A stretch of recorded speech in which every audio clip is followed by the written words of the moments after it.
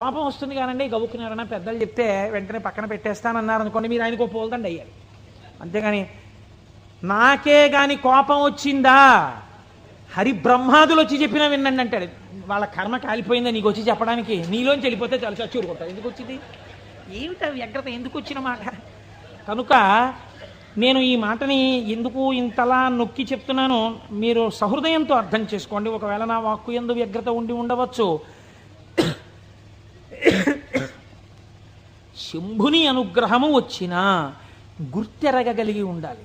ఆ గుర్తెరగనప్పుడు వచ్చిన అవకాశము వినియోగించుకోకపోతే మరొకసారి ఈశ్వరుడు ఇవ్వడానికి ఇష్టపడడు. కనుక మనకి అటువంటి మనస్సు కూడా కావాలి. ఈశ్వరా, నీ అనుగ్రహము మాయందు ప్రసరించినప్పుడు దాన్ని నిలబెట్టుకోగలిగిన స్థితిని కూడా నీవే అనుగ్రహించు అని మనం ఆ శంభుదేవుని పాదములు పట్టి ప్రార్థన చేసి